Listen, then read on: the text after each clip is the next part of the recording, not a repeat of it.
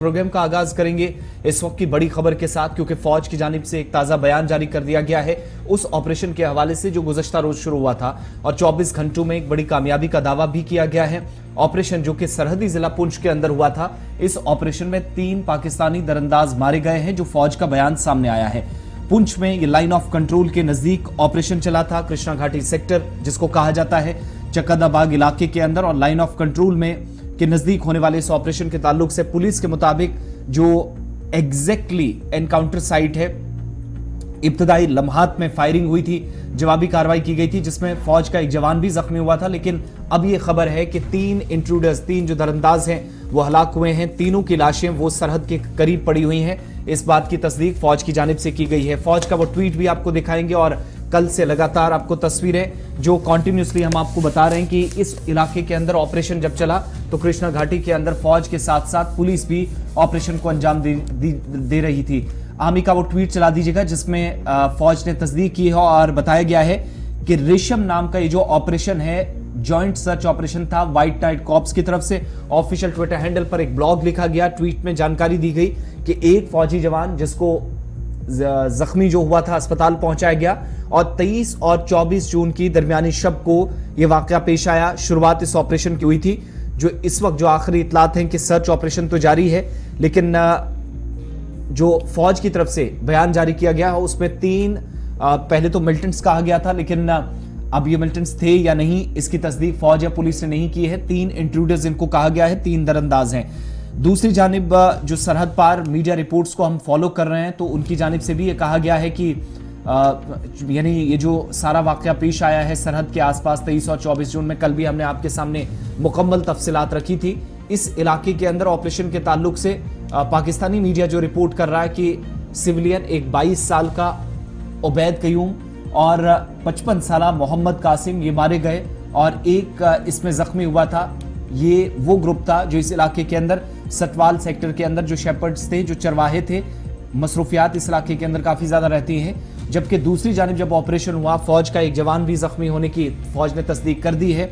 तो 3 दरअंदाजों के हलाक होने की फौज ने तस्दीक तो की ही, लेकिन साथ ये भी कहा गया है जो लास्ट अपडेट्स मिली हैं कि 3 लाशें सरहद के पास फेंस पर या इस जो हद मुतारका कहलाती है लाइन के करीब पड़ी हैं, जहां पर उनको उठाने तक जो आखिरी इतलात थी कोई नहीं आया है। बहरहाल इस ऑपरेशन के हवाले से पिछले दिनों आपको याद होगा कि बचिल सेक्टर के अंदर कुपवाड़ा में और उसके बाद गुरीज जैसे इलाकों के अंदर लाइन ऑफ कंट्रोल के पास ऑपरेशंस होते रहे, लेकिन ये ऑपरेशन 24 घंटों में दूसरा था मचिल सेक्टर के बाद। जो एक तरफ हमने देखा था कि कुपवाड़ा नॉर्थ कश्मीर के अंदर ऑपरेशन हुआ था, तो उसके 24 घंटों के अंदर ही पुंछ के सरहदी इलाके में इस ऑपरेशन को अंजाम दिया गया। पुंछ चलते हैं, सनी शर्मा हमारे नुमाइंदे हमारे साथ हैं। सनी, क्या डिटेल्स हैं? आमी ने इस ऑपरेशन को लेकर डिटेल्स शेयर कर दी हैं। 3 लोग मारे गए हैं, ये भी कंफर्मेशन कर दी गई है, लेकिन पुंछ के अंदर क्या हलचल है लाइन ऑफ कंट्रोल के आसपास और ऑपरेशन क्या अब भी जारी है? जी बिल्कुल आसिफ, कल से ही ऑपरेशन को और भी ज्यादा दे दिया था और बीती रात हमने देखा था कि बीती रात एसओजी और सेना के जवान जो है चप्पे चप्पे पर जो है वो नजर रखे हुए थे और बीती रात की तीनों घुसपैठियों को जो है वो मार गिराया है। आपको बता दूं कि इस समय भी वहां पर बड़े पैमाने पर जो है वो सर्च चली है, क्योंकि बताया जा रहा है कि 3 नहीं ये 4 थे जो घुसपैठ करने की कोशिश कर रहे थे। वहीं अब बताया जा रहा है कि तीनों को जो है वो मार गिराया है और एक की तलाश जो है इस जंगल में अभी भी जारी है। ये केजी सेक्टर लिखा गया है, चूंकि थोड़ा सा कंफ्यूजन था। ये केजी सेक्टर मैक्सिमम लोग ये जानते हैं कि मेंढर के साथ साथ सरहदी इलाका लगता है, और ये जो पुंछ वाला चक्कादाबाग सेक्टर था, क्या इसको भी केजी सेक्टर कहा जाता है, जो आर्मी कंफर्म कर रही है? जी बिल्कुल आसिफ, ये जो चक्कादाबाग सेक्टर है ये केजी सेक्टर के ही अंडर आता है, क्योंकि वहाँ की जो फौज है वही इसको हैंडल करती है और इसे केजी सेक्टर के साथ ही जोड़ा जाता है और केजी सेक्टर के जो कमांडर है या सीओ है वही इस इलाके को जो है वो देखते हैं। उनकी ही फौज यहाँ पर जो है वो देखरेख करती है और जिस तरह से हमने कल भी देखा था कि वहाँ के सीओ जो है यहाँ पर आए हुए थे और सर्च में सेना के साथ कंधे से कंधा मिलाकर जो है वो सर्च कर रहे थे और देखा गया है कि बीती रात तीनों घुसपैठियों को जो है वो मार गिराया है। जिस तरह से पाकिस्तान की तरफ से ये कहा जा रहा है कि ये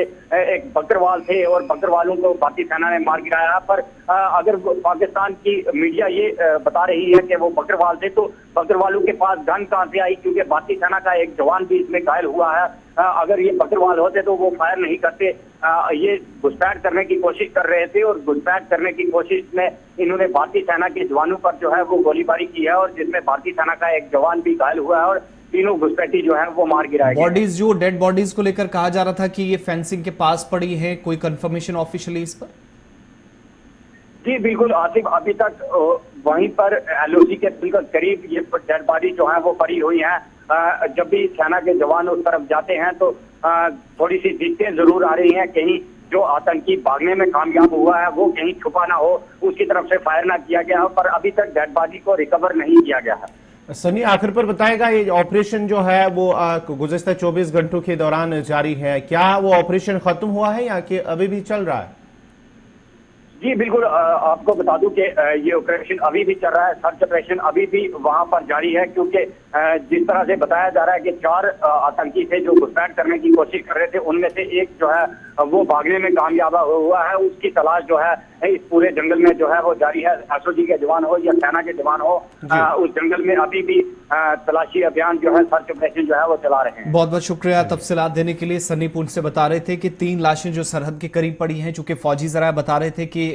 उनको पाकिस्तान की जानिब से हुकाम ने अभी तक रिकवर नहीं किया है, कोई इस तरह की मूवमेंट फेंसिंग के आसपास नजर नहीं आई है। बहरहाल ये भी आपको बता दें, क्योंकि जब इन्फिल्ट्रेशन होती है, माजी में इस तरह के वाकयात का बहुत कम पता चलता था और कई मरतबा बड़े ऑपरेशन जो है वो सरहदी इलाकों में भी शुरू हो जाते थे। लेकिन एक पायलट प्रोजेक्ट था, उस मंसूबे की शुरुआत मरकजी वज़ीर दिफा राजनाथ सिंह की तरफ से कराई गई थी, और उस पायलट प्रोजेक्ट का मतलब ये था कि टेक्नोलॉजी का इस्तेमाल या ऐसे इक्विपमेंट्स, ऐसे गैजेट्स या ऐसा साजो सामान जो सरहदी इलाकों में इस्तेमाल किया जा सके, अगर कहीं पर कोई थोड़ी भी किसी भी चीज की मूवमेंट होती है तो उसको ट्रैक किया जा सके। तो उस पायलट प्रोजेक्ट के मुताबिक सीसीटीवी कैमराज लगे, फुटेजेस अलग अलग इलाकों से रिकवर की जाने लगी, और आज मुख्तलिफ इलाकों के अंदर ऑपरेशंस भी होते हैं तो उसकी फुटेज भी जारी कर दी जाती है। इसी तरीके से पता चलता है कि सरहद के पास पास अगर कोई जंगली इलाके में भी किसी भी बेल्ट के अंदर कोई मूवमेंट होती है, नकलो हरकत होती है, तो वो ट्रैक हो जाती है, जिसके बाद इस तरह के ऑपरेशन जो है वो इन दिनों सामने आ रहे हैं। और ये सरहदी इलाकों के अंदर 16 जून को भी आपको कुपवाड़ा के अंदर याद होगा इसी तरह का ऑपरेशन हुआ,